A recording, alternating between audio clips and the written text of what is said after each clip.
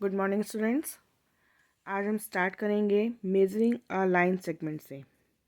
To measure the length of a line segment using a ruler. किस तरह हम एक लाइन को रूलर माने स्केल से हम किस तरह मेज़र करते हैं। सपोज एक लाइन हमें दी हुई है ए बी, तो हम क्या करेंगे, जो हमारा रूलर है, स्केल है, ए पॉइंट पर ज़ीरो को ऐसे रखेंगे रूलर को हम कि ज़ीरो जो पॉइंट रूलर पे मार्क है वो ए पॉइंट पर हो। ठीक है।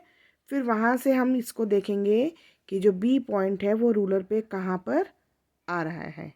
ठीक है, कि रूलर पे जो मार्क बने हुए हैं उस पर कहाँ तक जो है बी पॉइंट शो हो रहा है। अब जैसे यहाँ पर ज़ीरो से हमने इसको रखा था और ये 5 एंड 5, ये 1 सेंटीमीटर है पूरा, और इसके बीच में जो एक बड़ी लाइन है ये 5 है।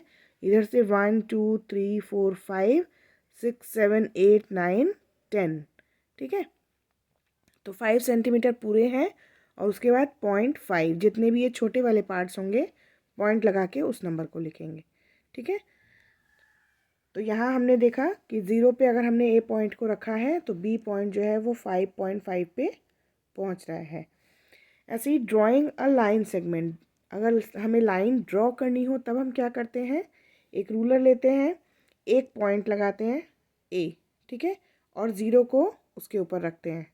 इस तरह से रूलर का ज़ीरो हम रखेंगे कि वो पॉइंट ए के बिल्कुल बराबर हो। ठीक है, उसके बाद क्या करना है, हमें 6.8 का लाइन खींचना है ना, 6.8 सेंटीमीटर का। तो हम रूलर को ए पर ही रखे रहेंगे और वहाँ से हम 6.8 पर पहुँचेंगे और वहाँ एक पॉइंट लगाएंगे। ठीक है, फिर इन दोनों पॉइंट को हम ज्वाइन कर देंगे तो हमें मिल जाएगी 6.8 सेंटीमीटर लाइन। ठीक है, इसी पे बेस्ड हमारी ये फर्स्ट एक्सरसाइज है।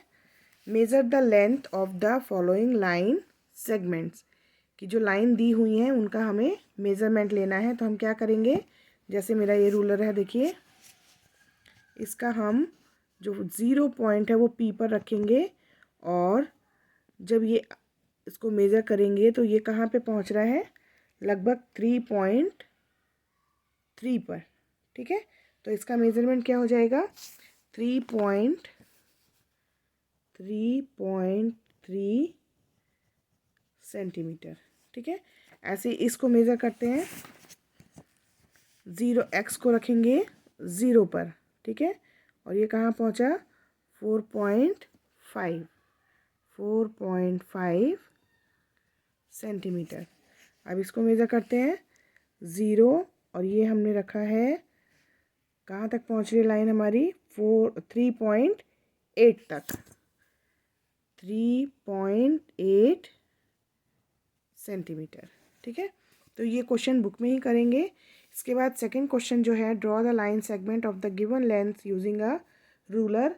इसमें हमें क्या करना है, लाइन ड्रॉ करनी है जो ये मेज़रमेंट हमें दिया हुआ है 7.2, 8.6 एंड 6.3 की। ठीक है, तो इसको हम कैसे ड्रॉ करेंगे, मैंने यहाँ ड्रॉ की हुई है, बताया मैंने अभी आपको। एक पॉइंट रखेंगे ए और वहाँ से लेके 7.2 तक पॉइंट लगाएंगे और फिर दोनों को ज्वाइन कर देंगे तो ये हो जाएगी 7.2 सेंटीमीटर का line segment.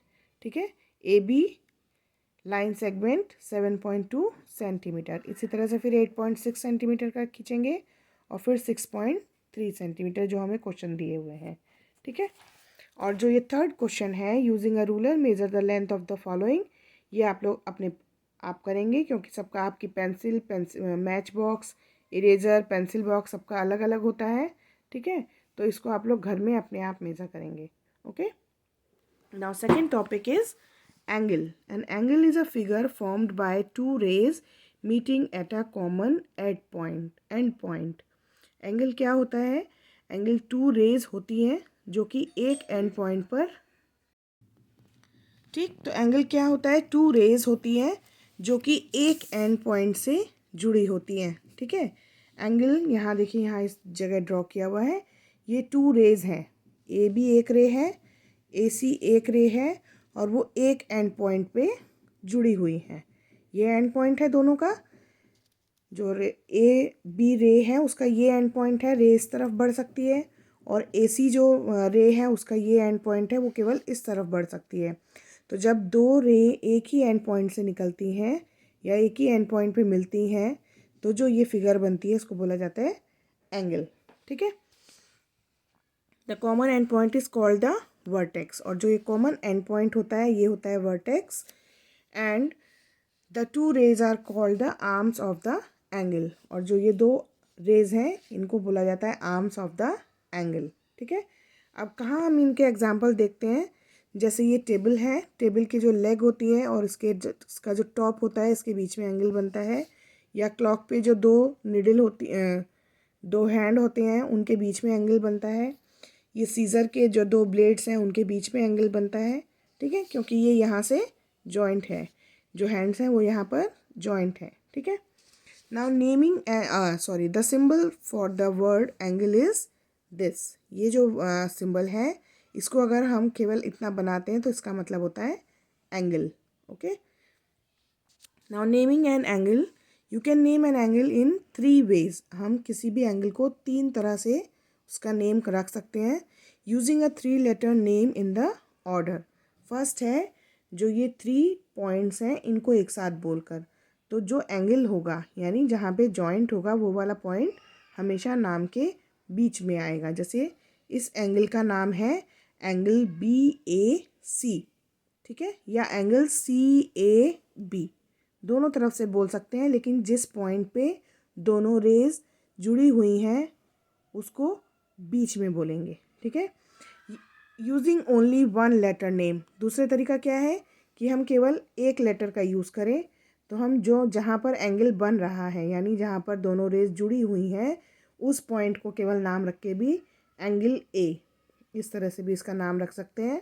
Then writing a number और a small letter of the alphabet within the rays of the angle and naming the angle using this number, या हम जहाँ ये एंगल बन रहा है वहाँ पर या तो कोई नंबर लिखें या हम स्मॉल लेटर को यूज़ करें, तब भी हम इसका नाम रख सकते हैं, तब इसका नाम होगा एंगल 1, जैसे यहाँ पर लिखा हुआ है। ठीक है, तो 3 तरह से हम एंगल्स को नेम दे सकते हैं तीनों लेटर्स के साथ। तो बीच वाला जो एंगल वाला पॉइंट है उसको बीच में रखेंगे BAC, और एंगल CAB, या एंगल A या एंगल 1। ठीक है,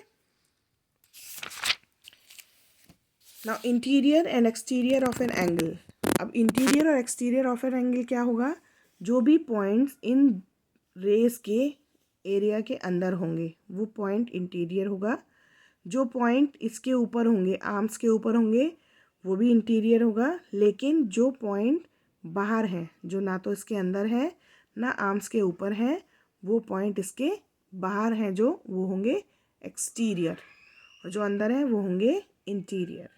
ठीक है, now name the marked angle, ये जो है self practice 11C, name the marked angle, कौन सा एंगल इसमें मार्क है, ये वाला, तो इसका नाम क्या होगा एंगल RQP या PQR, कुछ भी लिख सकते हैं।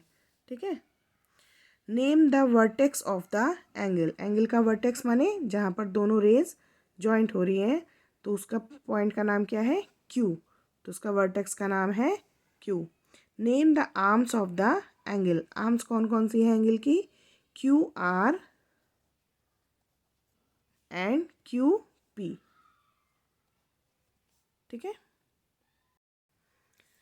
now question 2, look at the given figure and tick the correct answer in each question given below. The vertex is point A, point B और point C, कौन सा इसमें पॉइंट वर्टेक्स है A, क्योंकि यहाँ पर दोनों रेज एक दूसरे को मीट करती हैं, तो point A is the answer. The angle may be named as BAC, ACB और CBA, एंगल का नाम अगर हम रखते हैं तो मेन बात हमें क्या याद रखनी है, जो एंगल वाला पॉइंट है वो नाम के बीच में आएगा, जो भी 3 लेटर्स हम लिख रहे हैं उसमें बीच वाला जो लेटर है वो वर्टेक्स वाला जो लेटर है वो आएगा। तो इसमें देखो A किसमें है बीच में, BAC, इसमें भी नहीं है इसमें भी नहीं है, so it is the correct answer. Okay, now in the given figure name the point that lie in the interior of angle XYZ, XYZ के अंदर कौन कौन से पॉइंट्स हैं, पॉइंट पी क्यू आर, ठीक है। ये 3 पॉइंट जो है वो इंटीरियर यानी एंगल के अंदर है। Now to the exterior of angle X Y Z, X Y Z के बाहर कौन कौन से पॉइंट हैं? Point A, point B. On the arms of angle X Y Z, arms के ऊपर कौन कौन से हैं?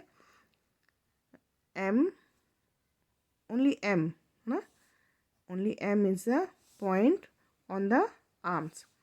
Now draw two rays PQ and PR from a point. Name the angle formed. ये एक हमें केवल छोटा सा क्वेश्चन करना है। 2 रेज ड्रॉ करनी है एक पॉइंट से और फिर एंगल का हमें नाम बताना है। तो बहुत सिंपल सा क्वेश्चन है।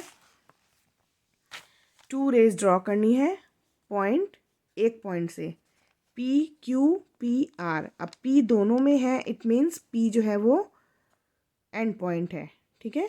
PQ और PR, तो हमने जो रेज ड्रॉ की हैं PQ PR, उससे कौन सा एंगल बना?